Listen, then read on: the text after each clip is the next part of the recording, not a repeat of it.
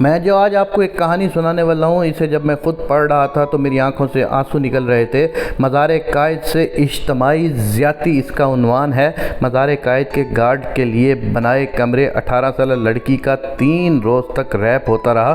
تیسرے دن لڑکی مزار قائد سے نکلی اور گیٹ کے پاس کھڑی رینجر کی موبائل کو بتایا کہ مجھے اغوا کر کے 3 دن تک ریپ کیا جاتا رہا۔ سابق SSP نیاز کھوسہ کے مطابق 2008 میں میری پوسٹنگ ضلع ایسٹ میں تھی۔ اس وقت ایک فیملی مزار قائد پر گھومنے آئی تھی اور مزار قائد گھومتے گھومتے ان کی ایک 18 سال کی نوجوان لڑکی رضیہ کبریٰ غائب ہو گئی تھی۔ مزار قائد سے لڑکی کی گمشدگی کی وجہ سے میڈیا میں بڑا شور مچا اور کیس ہائی پروفائل ہو گیا۔ اس وقت کے IG جناب اظہر فاروقی صاحب کی طرف سے مجھے حکم ہوا کہ میں کیس کو خود دیکھوں۔ تیسرے دن لڑکی مزار قائد سے نکلی اور گیٹ کے پاس کھڑی رینجر کی موبائل کو بتایا کہ مجھے اغوا کر کے 3 دن تک ریپ کیا جاتا رہا۔ رینجر نے فوراً لڑکی تھانہ برگیڈ کے حوالے کر دی۔ میں بھی تھانہ برگیڈ چلا گیا۔ لڑکی کا بیان بڑا ہوش ربا تھا۔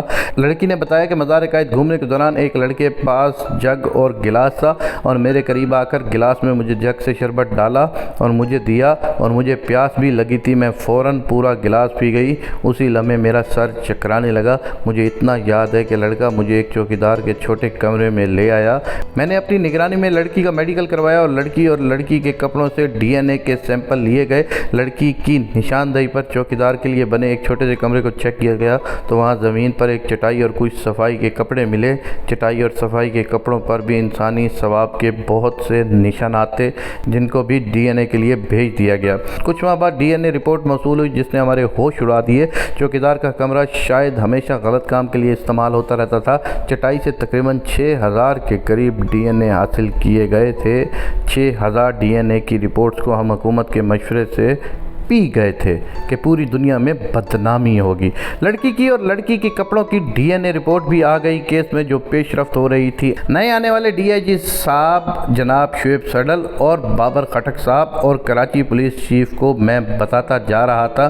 پہلے مرحلے میں مزار قائد پر کام کرنے والے سارے عملے کی لسٹ بڑی احتیاط سے مرتب کی گئی تھی اور میں نے اپنی ذاتی سٹاف کو تعینات کر کے کھانے پینے کی اشیاء فروخت کرنے والوں کی لسٹ مرتب کروائی۔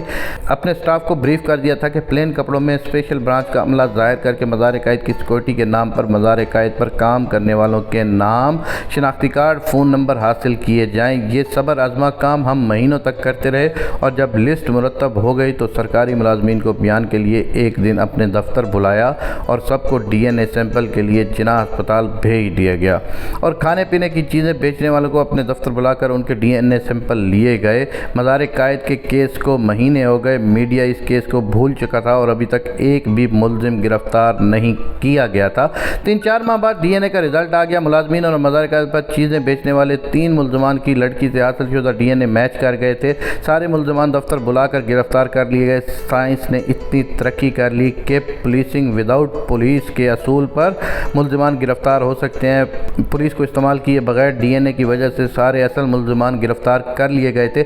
آخر میں 2013 میں ٹرائل کورٹ نے ریپ کے اس ملزمان کو صرف اس بنیاد پر رہا کر دیا کہ DNA غیر اسلامی ہے۔ آپ ٹرائل کورٹ کے جج صاحب سے کون پوچھے کہ اسلامی DNA کہاں سے لائیں؟ لوگ اداروں پر اعتماد اس لیے نہیں کرتے، اس کی خاص وجوہات ہیں۔ کیا یہ کہنا غلط نہ ہوگا کہ اصل اجتماعی زیادتی تو مزار قائد کے ساتھ کی گئی ہے؟ وہاں کی لڑکی کے ساتھ جو زیادتی ہوئی اس کے تو ملزمان کو انہوں نے غیر اسلامی DNA کہہ کر چھوڑ دیا، لیکن جو زیادتی مزار قائد کے ساتھ ہوئی ہے، کیا قومیں اس طرح ترقی کرتی ہیں جو اپنے لیڈر کی آخری آرام گاہ پہ بھی زیادتی در زیادتی کر رہے ہیں؟ میرے پاک اللہ پاکستان کو کوئی عظیم لیڈر عطا فرما۔ میرے پاک اللہ ہمارے پاس دعا کرنے کے لیے وہ لفظ نہیں بچ رہے۔ میرے پاک اللہ پاکستان میں اتنا ظلم ہونا شروع ہو گیا۔ میرے پاک اللہ یہاں پہ کوئی ایسا عظیم لیڈر فرما کہ جو اسلام کا بول بالا کر دے، پاکستان کا نام روشن کر دے۔ آمین یا رب العالمین۔